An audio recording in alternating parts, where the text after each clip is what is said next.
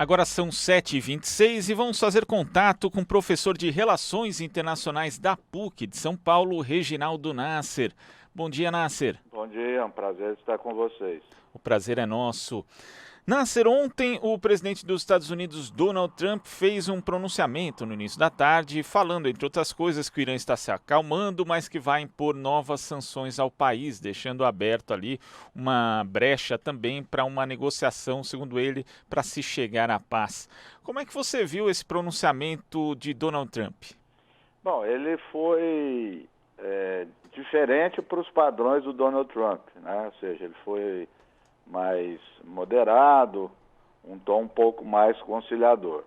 Mas isso já era esperado também, né? Quer dizer, o que se dizia é que a partir dessa ação norte-americana, do assassinato do general, a ideia seria um certo recuo, quer dizer, não alimentar qualquer tipo de conflito com o Irã, quer dizer, não seria aumentar as tensões, né? Quer dizer, o que se fala lá em Washington é que a partir de agora ninguém quer um conflito aberto, né? Mas, como você disse, as sanções econômicas vão continuar ou vão aumentar, quer dizer, só lembrando que essas sanções já existem há mais de um ano, quer dizer, havia o acordo nuclear assinado pelo presidente Obama, né, que envolvendo Inglaterra, França, Alemanha, Rússia e o Irã, e o presidente Trump saiu. E quando ele sai, ele também começa uma pressão, né, pressão econômica contra o Irã, né? Então isso vai continuar e provavelmente se intensificar. Agora, nesse aspecto também não pode aumentar o sentimento anti-americano na região do Oriente Médio e, ao mesmo tempo, aumentar a influência do Irã ali na região? Sim, vai, com certeza, o anti-americanismo está no seu ponto mais alto, né?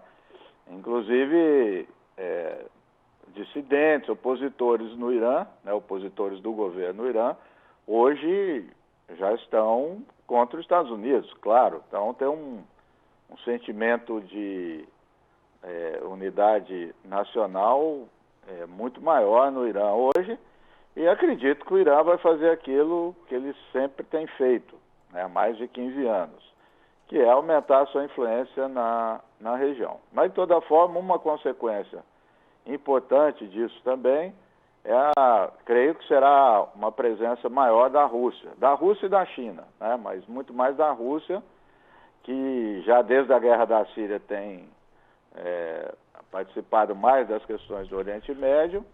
Essa semana, Putin teve uma reunião com Erdogan para tratar questões da Líbia, quer dizer, já também entrando na Líbia. Enfim, creio que um cenário agora no Oriente Médio é da entrada e da presença cada vez mais forte da Rússia. Quer dizer, nesse tabuleiro geopolítico, a Rússia e a China podem ali aumentar também o seu grau de influência, até de parcerias ali dentro de uma região que é estrategicamente muito importante, enquanto os Estados Unidos acaba perdendo depois dessa ação do Trump. Sim, sem dúvida nenhuma. O caso da China, a China age muito mais nas questões econômicas, comerciais, né? A Rússia vai além disso, né? Como já disse, a Rússia enviou tropas para a Síria, né? E a Rússia também, pela proximidade geográfica, pela questão histórica, a Rússia, durante a Guerra Fria também, sempre presente no Oriente Médio, em disputa com os Estados Unidos. Então, isso eu acredito que em termos de grandes potências, é o novo cenário geopolítico na região. Agora, Nasser, dado que essa ação ela acaba não trazendo ganho justamente em termos geopolíticos para os Estados Unidos, qual que foi a motivação, na sua leitura, do presidente Donald Trump de iniciar essa escalada, né, de tensão junto ao Irã? Porque é só realmente uma questão político-eleitoral? Então, essa especulação eu me faço todo momento, e eu acho que muita gente também anda levantando as hipóteses. Eu acho que são vários os motivos, né? Sempre quando tem esse tipo de ação nos Estados Unidos, a primeira hipótese são as chamadas questões domésticas, né? E aí, nesse pacote das questões domésticas, é uma série de coisas. Tem a questão do impeachment, tem a questão das eleições, mas tem também dos grupos que influenciam a decisão do presidente. Então tem, por exemplo, a indústria de armas, né? No dia seguinte ao assassinato, as ações de várias empresas norte-americanas subiram, né? Lembrando que o montante que os Estados Unidos gastam nisso é uma coisa astronômica. Em dezembro do ano passado foi assinado o orçamento, né? Foi aprovado pelo Congresso e assinado pelo presidente Trump, cerca de 800 bilhões de dólares para o ano de 2020, para o ano fiscal 2020, só para o Pentágono, né? Eu tenho lido também que vários grupos que fazem parte do chamado lobby judaico têm influenciado também bastante as decisões do presidente Trump. E teve uma influência muito grande nisso, que é os problemas de disputa de Israel com o Irã na região, né? Existem alguns também, eu li ontem um economista norte-americano dizendo que pela primeira vez na história, os Estados Unidos é exportador de petróleo, né? E essa alta vem a contribuir muito para essas empresas norte-americanas, exportação de petróleo. Então veja que há vários motivos, né, que se não justificam, explicam. Por outro lado, como nós já apontamos, no cenário internacional, né, o cenário do Oriente Médio, creio que ele só teve a perder de um lado, porque também ganha. Veja, ele ganha pontos com seu aliado que é a Arábia Saudita, como eu já disse, ganha pontos com Israel. Ele tensionou mais as questões. De toda forma, o Iraque vai ser um lugar muito difícil para os Estados Unidos continuar, porque, em parte, a manutenção dos Estados Unidos, por incrível que pareça, era também devido à ação conjunta que tinha com o Irã. Quer dizer, os Estados Unidos e o Irã apoiaram por bom tempo o mesmo governo do Iraque e também agiram, num certo momento, contra o Estado Islâmico. Então, ali vai mudar.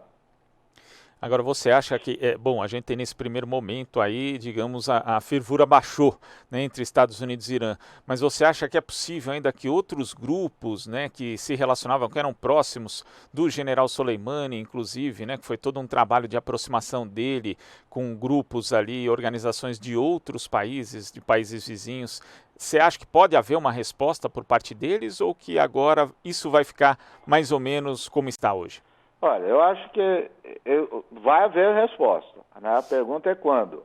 Acredito que nesse momento todo mundo, todos os líderes, chefes de grupos militares, milícias estão muito mais cautelosos. Ontem eu li uma declaração do Muqtada al-Sadr, que é um grande líder xiita no sul do Irã, no sul do Iraque, muito relacionado ao Irã, pedindo para os grupos terem calma, né? Então é como se dissesse, vai chegar a hora, né? O Muqtada al-Sadr foi o grande líder da resistência às tropas americanas entre 2005 e 2008, né? Agora, é difícil controlar todos esses grupos, né?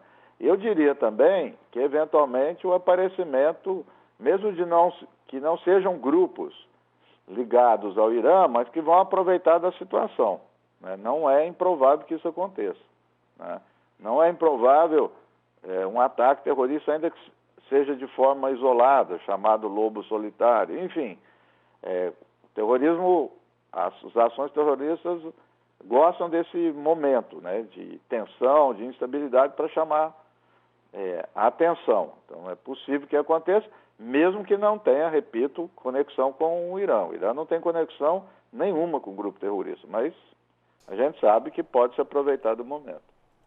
Agora, ontem também chamou a atenção a postura do presidente do Brasil, Jair Bolsonaro, que fez uma live para, na verdade, transmitir que ele estava assistindo ali ao pronunciamento do presidente norte-americano Donald Trump. E ao final da live, da sua transmissão, ele acabou também criticando o ex-presidente Luiz Inácio Lula da Silva. Primeiro, Nasser, queria que você comentasse a respeito desse alinhamento automático e das consequências desse alinhamento automático do Brasil com os Estados Unidos e também pontuasse as diferenças né, em termos de relações exteriores e em relações com o Oriente Médio entre o governo Bolsonaro e os governos Lula? Bom, eu acho que ele estava assistindo, ele estava com a caneta, um papel, anotando para ver o que ele deveria falar, que é repetir, né? Sim. Eu tenho dito isso, que o Brasil não precisa gastar mais tinta com isso, é só pegar a declaração dos Estados Unidos e colocar aspas. Mas, o Brasil cada vez mais isolado. Quer dizer, a declaração do ministro de Relações Exteriores do Brasil foi a única no mundo, né? Quer dizer, nem os aliados europeus chegaram a subscrever aquilo que foi escrito, quer dizer, dando a entender que o Irã, que o general fazia parte de um grupo de ações terroristas, um país no qual o Brasil tem relações políticas, militares e comerciais, com 2 bilhões de dólares na balança, um negócio completamente estapafúrdio, né? E aí, como sempre, em outras áreas do governo Bolsonaro, as oscilações, né? Não é isso que eu quis dizer, aí vai chamar o embaixador, não chama o embaixador. Então, nesse aspecto, quer dizer, o Brasil continua naquilo que tem sido o governo Bolsonaro. O caso que o Bolsonaro mencionou, acho que assopraram para ele do Lula, gostando ou não do presidente Lula, é exatamente o inverso. A ação do presidente Lula e do Erdogan, né, no sentido de tentar um acordo com o Irã, um acordo nuclear, foi uma das questões mais importantes da política internacional. Que, aliás, depois foi revelado, a sugestão tinha partido do presidente Obama, que depois recuou para que eles fizessem isso. E o Brasil, naquele momento, não estava fazendo nada mais, nada menos que tomando a iniciativa junto com a Turquia para colocar as partes para conversar, né? Aí eu vi o Bolsonaro dizendo que o Brasil apoia o enriquecimento de urânio, que é proibido pela Constituição. Imagina, quer dizer, tudo dentro dos padrões internacionais daquilo que era exigido, daquilo que era esperado naquele momento. Que, aliás, eu sempre entendo, se nós formos lembrar aquele momento, o risco de um ataque dos Estados Unidos contra o Irã era muito alto. E aquela movimentação do Lula e Erdogan, se não resultou num acordo, mas foi muito importante para acalmar os ânimos e barrar qualquer tipo de ataque. Portanto, é uma das grandes realizações da política externa brasileira. E nesse aspecto da política externa brasileira, a gente tem diferenças muito grandes entre o que aconteceu ali durante os 2 mandatos do presidente Lula e agora, né, nesse início de mandato do presidente Jair Bolsonaro. Sem dúvida, né? Eu acho que, veja só, o que tem acontecido com o presidente Bolsonaro não é só com o presidente Lula. Eu acho que é com toda a história da política externa brasileira.